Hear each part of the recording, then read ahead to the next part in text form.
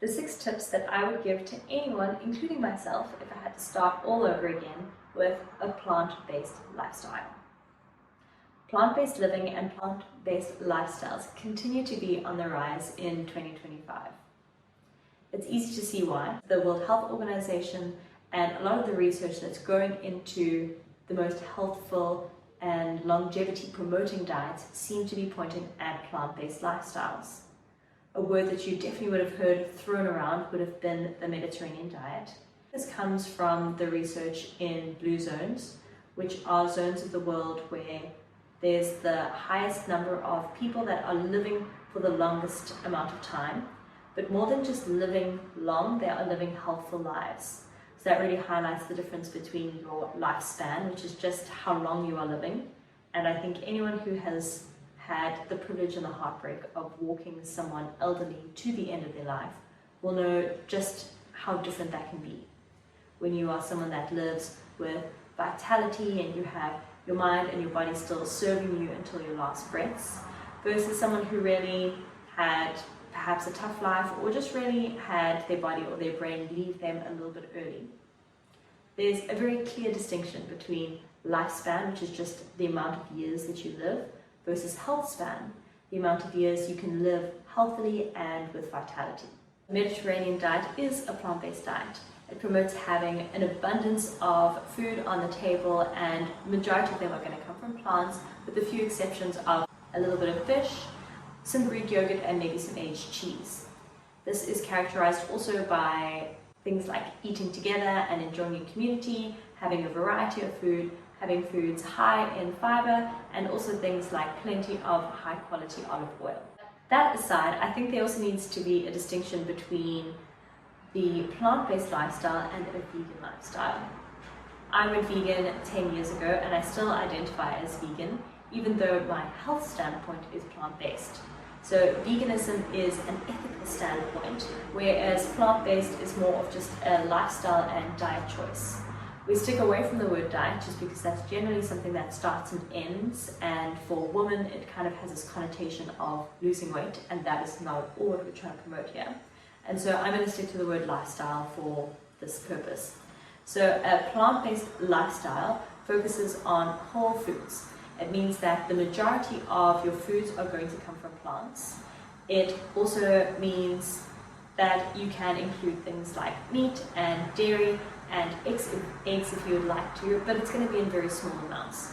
All that plant-based means is that the majority of your food is going to come from plants, i.e. based on plants. Veganism, on the other hand, being an ethical standpoint, means that your whole lifestyle is really going to revolve around using as little to no animal byproducts as possible.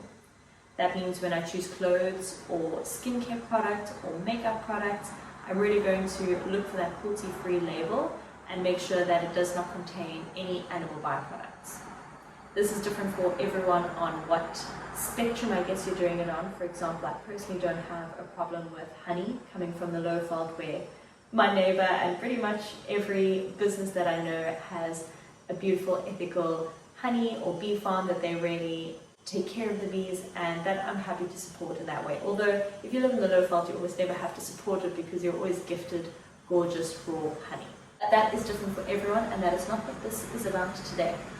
Today I want to show you just why this lifestyle is growing in popularity, and like I said, 6 ways that I know that anyone can adopt a more plant-based lifestyle. You would have heard the word Mediterranean thrown around because it is just shown to be one of the most popular choices to really encompass all the different types of lifestyles. It is such a forgiving lifestyle because there are no list of rules, or when you look at keto, it's a real challenge to have to stay in ketosis. With plant-based, all you have to do is look at every plate that you're having and make sure that the majority of what's on your plate is coming from plants. A plant-based lifestyle has personally just served me so well in terms of my recovery, in terms of never getting sick, of having really great energy, of sleeping really well, of keeping a clear skin, keeping a clear mind, helping me feel really light, and overall just being really adaptable to any situation that I'm in. Now, I know that everyone's going to have their own reason for going more plant-based, But I must say that a lot of the clients that are coming to me wanting to change their lifestyles are looking for a plant-based lifestyle, specifically also to lose weight. That is something that we'll talk about a little bit later. I think that is number 5 on my list of little hacks to help you with. So just know that that is coming up. Let's jump into the 6 things that I would do to help you go, little hacks to help you go more plant-based in 2025. First, starting with safety. I know that you are excited to adopt this new lifestyle and you're going to go in guns blazing, ready to change everything about your lifestyle, but I'm going to whoa you right there and say start with what you already know, what your body already trusts, and start slow. Start with safety. That means look at the meals you are currently consuming, so maybe keep a meal diary for the last week and make little tweaks to each meal that you're having.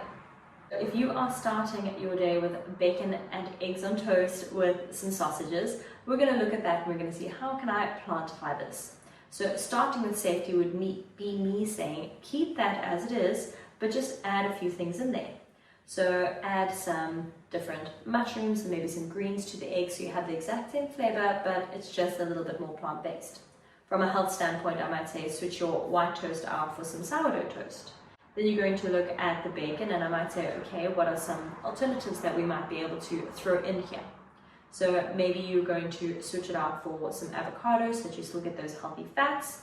Maybe you sprinkle some nuts and seeds on top, and then you see if that is fulfilling enough. Maybe you still want to add a sausage or two, even though we are aware that ultra-processed meats are not very good for us. If this is the safe way that you start, I support that.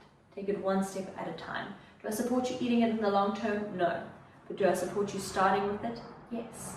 Because this start with safety is my approach to an add, don't subtract approach, which means you're going to add more goodness in.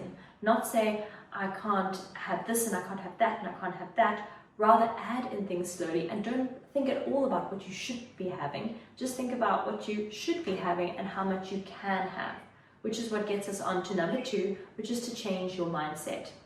Change your mindset away from I can't or I shouldn't or I won't. Cut all of those out, because that's where restriction starts and that's where you fall off of these wagons that we were never going to get onto. Switch your mindset from restriction, I shouldn't, I can't, I won't, to abundance. Look at all of the things I can have. This was an absolute game changer when I first went vegan. I went into stores and I thought, okay, well, I used to eat like this. I used to have a chicken pasta for dinner. What am I going to have now? And I literally just looked at all of the things that I couldn't have. I couldn't have cheese. I couldn't have cream. I couldn't have. And I was like, wait. This is just going to make me depressed. Why don't I switch my mindset and look at just how much I can have? And I turned around and I looked at this produce aisle and the bean aisle and the nuts and seeds. And I went, whoa. There are so many foods here that I've never even considered trying in my life. I switched from restriction to abundance. Look how much I can have.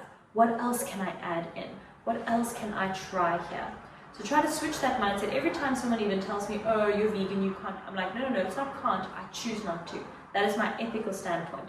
And from a plant-based lifestyle standpoint, I choose to rather have something that is going to make my body a garden instead of a graveyard. Something that really gives me energy and makes me feel quite light and ready for action, then makes me feel quite lethargic. And I mean, even within the plant-based lifestyle, there's going to be different things that will make you do that, which is why it's important on a plant-based lifestyle to realize that you're focusing on whole food plant-based, which means you are going to stick away from the highly processed things, which is very clear to not be good for us. And even then in veganism, it would be easy to be a junk food vegan, which is why I identify myself as a plant-based vegan, because I want to focus on plant-based, whole food plant-based foods and not on just, the ethical side of things. Because I could live on ramen, but that would not be very happy for my gut or my body, now would it? Moving on. Number 3 is now you are looking at all of the abundance that is surrounding you, but it can be kind of scary to try a lot of new foods. So don't go out and just buy every new food you can imagine yourself wanting to try. Rather start with a few foods at a time. So like I said, you start with safety with your bacon and eggs on toast, and you just add a few things in there. Then you're going to open up your fridge or go into the grocery store and not look at everything that you can't have, but everything you can have. And even though you see how much you can have, don't go spending a ton of money on things that you don't even know what they are. Rather start slow and try to introduce a few things at a time to all of your respective meals. Number 4 was a really important realization for me. For me, it was in veganism, realizing that there was no vegan police. But in your case, it's realizing that there's no plant-based police. The biggest barrier to get over for me was coming away from that really restrictive mindset. So realizing that I can have anything as much as I want at any time. I'm just choosing what I would like to have. So it's kind of that idea of switching to having these standards for myself. So I could have that packet of chips, even though I know there's probably casein or whey powder in them, but I actually don't feel that good on them, so I choose not to have them. For example, they would definitely be plant-based. They wouldn't be whole food plant-based, but they would be plant-based. But as a vegan choice, that's not really my thing. And so these are the kind of games that I try to play out in my head. And so understanding that there's no plant-based police means that if you want to enjoy that bag of chips, you can. If you want to have a chocolate or a dessert or a bit of cream, or someone has baked you something and you feel like it would be really rude to say no, have it. There's no one's going to come after you. There's no ethical problem with it. This is just you making choices based on your health for the first time and not based on what is societally acceptable or based on past conditioning. The next thing, number 5, that I would focus on is to eat more. This is controversial because a lot of people do go on a more plant-based diet and they come to me to help them with that in losing weight.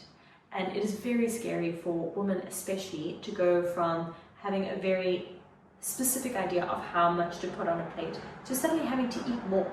But the thing is that plants are lower in calories and higher in nutrients, which means that you are going to have to eat more to reach the same amount of calories that you were eating on a meat and dairy-based diet. So don't be afraid of it. This is good. Your body is going to really celebrate the extra nutrients that you are intaking without having to worry about the extra calories. And really, when you're trying to make a lifestyle choice, I understand that that initial thing is any extra kg counts, but you really need to allow your body just a little bit of leeway, like we do over our periods where our weight fluctuates. The exact same easy, relaxed thinking that you would when you're changing lifestyles. Your body is going to fluctuate, it's going to dip because now you have really water-based foods, and then it might rise a little because now you're eating some higher calorie things like dates or tahini, and then you're going to find your own rhythm in it. So the main point is eat more than you think. The reason that I say to eat more is because this is the number 1 way that you're going to fall off of this lifestyle. It's because you're going to not be eating enough, you're going to be way too hungry, you're going to tell me, Erin, I tried this lifestyle and it didn't work because I was constantly hungry, and then I would go and snack in the middle of the night. And that's not what I'm promoting. I'm saying eat more of the good stuff at the table. Don't be afraid to munch on those veggies. You'll constantly see me munching on carrots while I'm cooking or cucumbers because I'm A, trying to balance my blood sugar that way, but B, also just realizing that if I'm hungry, I'm not my most happy self. And so I'm rather going to have a small snack that's going to satiate or hold me over until I'm going to have my next meal.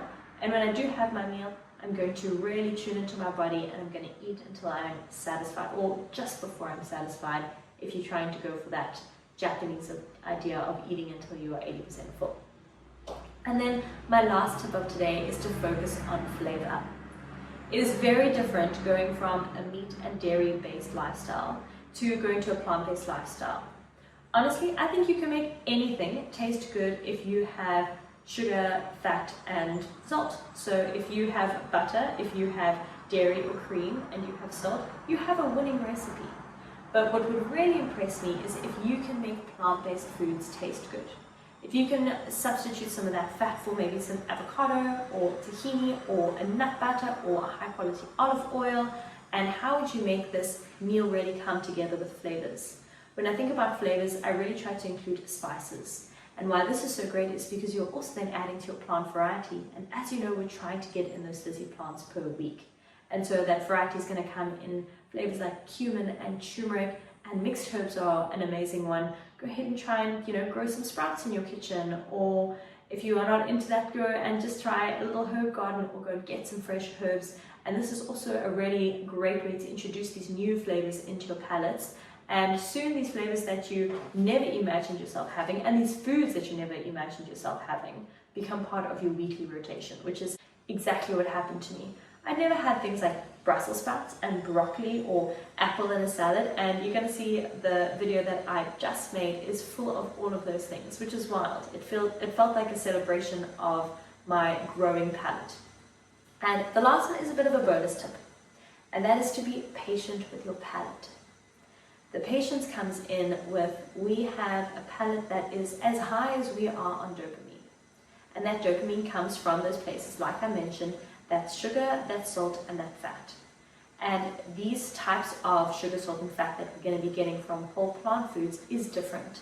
It is coming from a way more natural source, and it takes you time for your palate to readjust into really tasting the sweetness of sweet corn and sweet potato, of enjoying things without too much salt, like enjoying, a potato without lathered in butter, but rather choosing, to enjoy acidity now and find those 5 flavor profiles instead of just looking for one, which is, generally fat, and also looking for umami in different flavors. So adding some mushrooms or using something like liquid aminos or liquid smoke, that will all come in time. But to rather just be patient at first and understand that things are going to taste a little bit different. Sometimes they taste a little bit bland, but to say, okay, I'm having patience with my palate as it readjusts and almost feels like it rewires itself. And before you know it, things are going to be bursting with flavor. You're going to have never tasted a sweeter mango or a more delicious chewy mushroom than you have once you have had a little bit of patience with your palate and allowed your mind and body to just readjust to this lifestyle change. What I can say with certainty is it was and remains the best decision I have ever made for my body.